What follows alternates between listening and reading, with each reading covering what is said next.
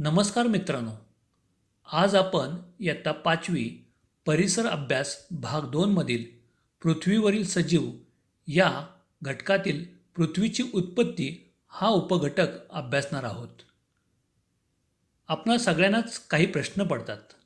उदाहरणार्थ, आपण सर्व ज्या पृथ्वीवर राहतो ती पृथ्वी कशी घडली, केव्हा घडली, ती आता जशी आहे तशी पहिल्यापासून होती की बदलत गेली, ती बदलली असेल तर तिच्यामध्ये नेमके कोणते बदल झाले.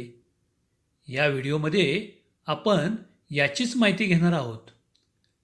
शास्त्रीय संशोधनाच्या आधारे असे मानले जाते की सुमारे 4.5 अब्ज वर्षापूर्वी अत्यंत तप्त वायू आणि धूळ यांनी मिळून बनलेला एक प्रचंड मोठा गतिमान ढग अवकाशात निर्माण झाला. त्याच्या अत्यंत वेगवान चक्राकार गतीमुळे त्याचे विभाजन होऊन सूर्य आणि सूर्याभोवती फिरणारे ग्रह निर्माण झाले. यामध्ये सूर्याच्या जवळ असलेला बुध, तेजस्वी दिसणारा शुक्र, निळसर दिसणारी पृथ्वी, लालसर दिसणारा मंगळ, अतिशय सुंदर दिसणारा गुरु, कडा असलेला शनी, पृथ्वीच्या तुलनेत अनेक पटीने मोठा असलेला युरेनस आणि आधुनिक काळात शोध लागलेला नेपच्यून या ग्रहांची निर्मिती झाली.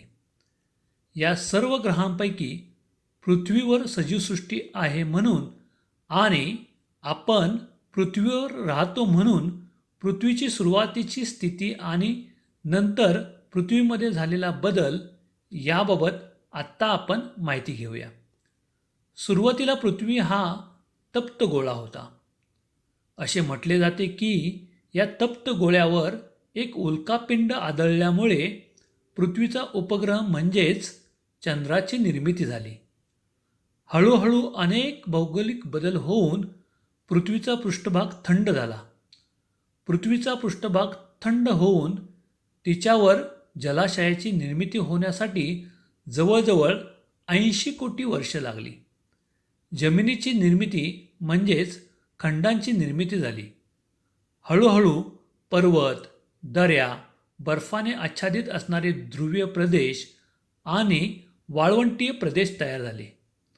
असे मानले जाते की पाण्यामध्ये प्रथम अनेक प्रकारचे एकपेशीय सजीव निर्माण झाले. मित्रांनो, एकपेशीय सजीव अत्यंत सूक्ष्म असतात. ते नुसत्या डोळ्याने दिसत नाहीत, म्हणून त्यांना पाहण्यासाठी सूक्ष्मदर्शकाची गरज असते. या सूक्ष्मदर्शकाच्या माध्यमातून आपण एकपेशीय सजीवांना अगदी बारकाईने पाहू शकतो. मित्रांनो, या एकपेशीय सजीवांची निर्मिती सर्वात अगोदर झाल्यामुळे यांना आदिजीव असे म्हणतात. पृथ्वीवरील या पाण्याखालील एकपेशीय सजीवापासून हळूहळू बहुपेशीय सजीव निर्माण झाले व जमिनीवरील प्राणी व वनस्पतींची निर्मिती झाली. त्यातही सुरुवातीचे असणारे प्राणी व आता आपण पाहतो ते प्राणी यांच्यात काळानुसार बदल होत गेले. हे बदल कसे होत गेले हे आपण पृथ्वीवरील प्राणीसृष्टी या पुढील उपघटकामध्ये पाहणार आहोत.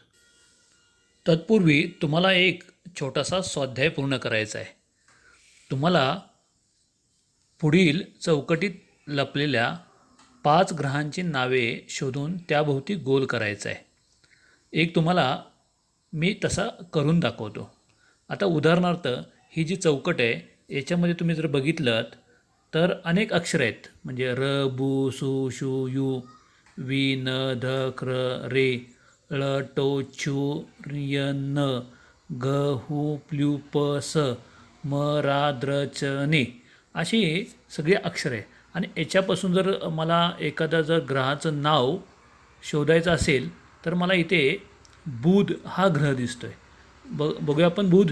हां, हे बघा, या बुध या पद्धतीने जसं मी याला गोल केलं तसंच तुम्हाला ज्या ग्रहांची नावे तुम्हाला या ठिकाणी सापडतील त्या ग्रहांच्या नावांच्या पुढे तुम्हाला गोल करायचं आहे आणि तुमच्या वहीमध्ये हा स्वाध्याय तुम्हाला पूर्ण करायचा आहे.